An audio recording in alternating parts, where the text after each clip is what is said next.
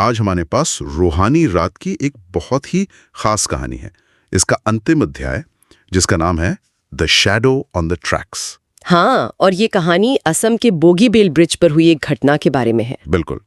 और देखिए, ऊपर से तो ये क्लासिक भूत की कहानी लगती है। मतलब कोहरा है, अकेलापन, रेलवे ट्रैक और एक रहस्यमयी साया।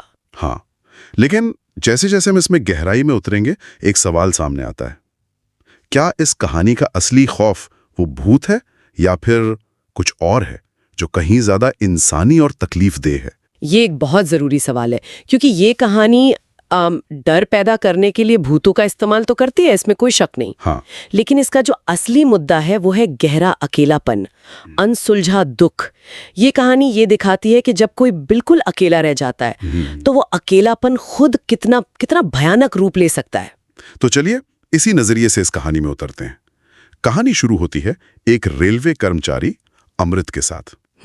वो एक घनी कोहरे वाली रात में उस विशाल ब्रिज पर अकेला है और तभी उसे पटरियों पर एक छोटा सा साया दिखाई देता है।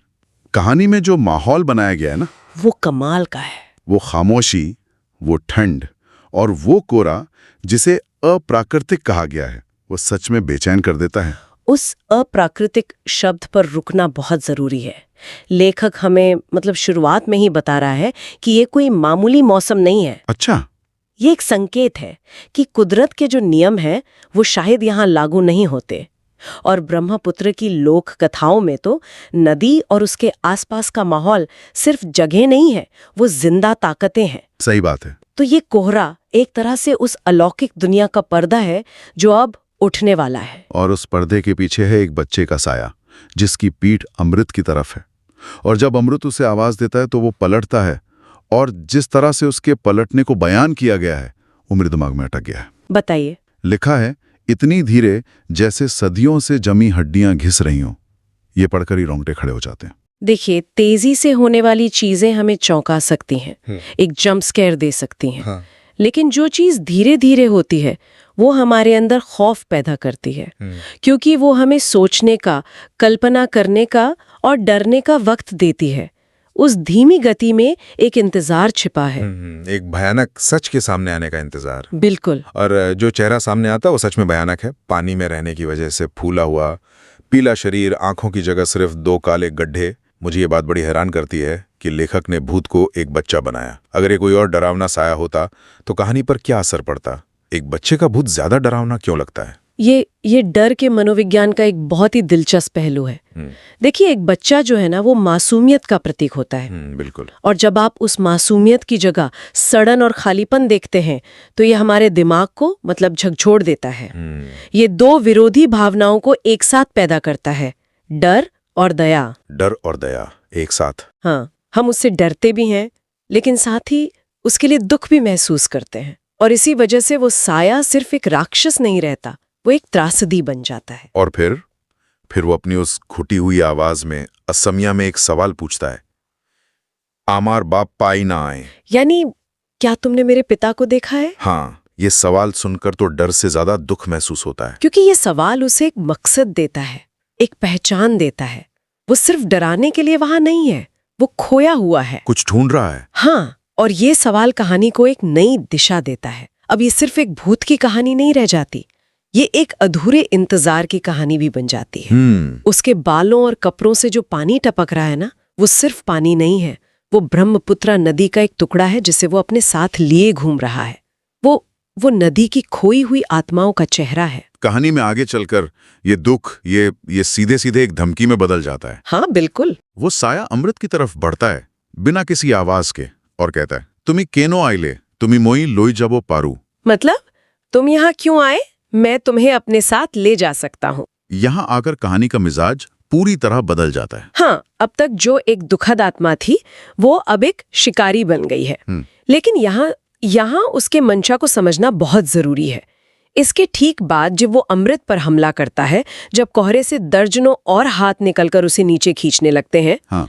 तब वो भूत अमृत के कान में अपना असली मकसद फुसफुसाता है। हाँ, वो कहता है, मोई एका नहो बो लागी बो, जिसका मतलब है, मैं अब और अकेला नहीं रहना चाहता। ये लाइन, ये इस कहानी का दिल है ना? बिल्कुल। उसका पूरा आतंक उसका सारा गुस्सा उसके गहरे अकेलेपन से निकला है। सही बात है। और यही बात इस कहानी को यादगार बनाती है। भूत का मकसद बदला लेना या बुराई फैलाना नहीं है। नहीं, उसका मकसद है अपने अकेलेपन को खत्म करना। वो इतना अकेला है कि उस अकेलेपन को मिटाने के लिए वो किसी और को अपनी दुनिया में खींचने को तैयार है। तो सवाल ये उठता है कि असली विलेन कौन है? वो भूत या वो अकेलापन जिसने उसे ऐसा बना दिया? ये कहानी हमें इसी सवाल के बीच में छोड़ देती है। और उन दूसरे हाथों का जिक्र भी बहुत डरावना है। ब्रह्मपुत्र में डूबे हुए अनगिनत लोगों के हाथ। ये कल्पना बहुत शक्तिशाली है। ये दिखाता है कि वो बच्चा अकेला नहीं है। वो नदी की क्या कहते हैं कलेक्टिव मेमोरी यानी सामूहिक यादों का हिस्सा है। अच्छा। वो उन सभी अनकही कहानियों और अनसुलझे दुखों का प्रतिनिधि है जो उस नदी में समा गए हैं। अमृत सिर्फ एक भूत से नहीं लड़ रहा है, वो एक पूरी नदी की उदासी और अकेलेपन से लड़ रहे हैं। तो ऐसे में कोई इंसान कैसे बच सकता है जब आप पर इतनी बड़ी ताकत हमला कर रही हो? तो बचने का रास्ता क्या है? और यहीं पर कहानी लोक कथाओं की ताकत को सामने लाती है। जब अमृत को लग रहा होता है कि सब खत्म हो गया, उसे एक बड़े बुजुर्ग की कही बात याद आती है। नदी वही लौट आती है जो उसका है, लेकिन उसे नहीं ले जा सकती जो इनकार कर दे। अरे वाह, ये तो कमाल की बात है। मतलब उसका बचना किसी शारीरिक ताकत पर निर्भर नहीं करता, नहीं, बल्कि उसकी अपनी इच्छा शक्ति पर। हाँ, और ये लोक कथाओं का एक बहुत गहरा सत्य है। कई संस्कृतियों में ये माना जाता है कि इंसान की इच्छा शक्ति, उसका संकल्प, वो अलौकिक ताकतों पर भी भारी पड़ सकता है। जब अमृत पूरी ताकत से चिल्लाता है, तुम ही मोए लोए जाबो नुवारिबा, तुम मुझे नहीं ले जा सकते। हाँ, तो ये सिर्फ एक चीख नहीं है, ये अपने जिंदा रहने के हक का ऐलान है। ये डर के सामने हिम्मत की जीत है। वो उस अलौकिक शक्ति को ये बता रहा है कि मैं तुम्हारा हिस्सा नहीं हूं और मैं बनने से इनकार करता हूं। और जैसे ही वो ये ऐलान करता है, वो पकड़ ढीली पड़ जाती है। भूत और वो सारे हाथ खौरे में गायब हो जाते हैं। लेकिन जाने से पहले भूत के आखिरी शब्द एक वादे की तरह लगते हैं। क्या थे वो? मोइताकोर बाबे वेट कोरिम, यानी मैं इंतजार करता रहूंगा। ये अंत कहानी को और भी ज्यादा बेचैन करने वाला बना देता है। भूत हारा नहीं है, नहीं, वो बस पीछे हट गया है। उसका इंतजार जारी है। इसका मतलब है कि खतरा टला है, खत्म नहीं हुआ। बोगीबील ब्रिज पर वो अकेलापन आज भी किसी का इंतजार कर रहा है। अमृत वहां से भाग जाता है, अपना ट्रांसफर करवा लेता है और फिर कभी उस रात के बारे में किसी से बात नहीं करता। मुझे हमेशा ये सवाल परेशान करता है कि उसने किसी को बताया क्यों नहीं? क्या उसे डर था कि कोई यकीन नहीं करेगा, या कोई और वजह थी? ये उस घटना के मनोवैज्ञानिक असर को दिखाता है। कभी कभी सदमा इतना गहरा होता है कि उसे शब्दों में बयान करना नामुमकिन हो जाता है। उसे दोबारा जीना जैसा लगता है। बिल्कुल। शायद अमृत को लगा कि उस अनुभव को अपने अंदर बंद रखना ही उसे भूलने का एकमात्र तरीका है। लेकिन उसकी खामोशी का एक अनचाहा नतीजा निकला। वो क्या? उसकी खामोशी ने उस घटना को खत्म नहीं किया, बल्कि उसे एक स्थायी किंवदंती, एक लेजेंड में बदल दिया। अच्छा। क्योंकि अमृत ने कभी सच बताया ही नहीं, तो अब उस रात की कहानी अटकलों और अफवाहों के जरिए जिंदा है।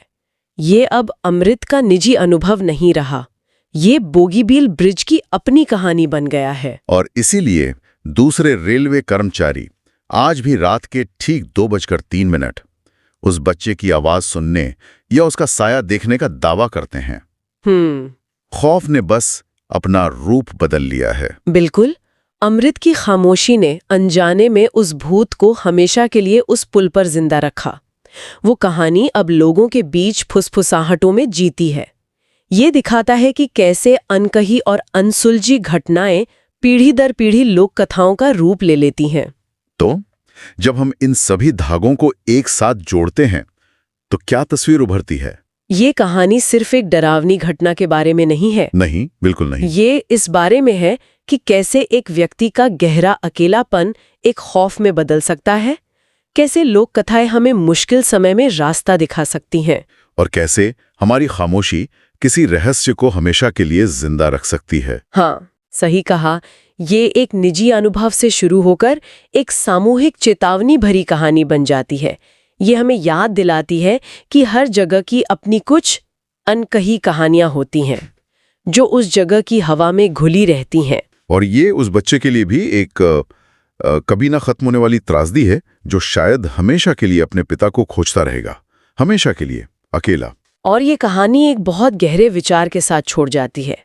अमृत ने जो देखा उसके बारे में उसने कभी बात नहीं की। ये सोचने पर मजबूर करता है ना कि ऐसी कितनी और अनकही कहानियां हमारे आसपास मौजूद होंगी, उन लोगों की कहानियां जिन्होंने कुछ ऐसा अनुभव किया जिसे वो समझा नहीं सकते, और जिनकी खामोशी ने उन घटनाओं को हमेशा के लिए एक रहस्यमयी किंवदंती बना दिया। हाँ, शायद हर डरावनी लोक कथा के पीछे एक ऐसी ही अनकही सच्चाई छिपी हो जो किसी के दिल में दफन है।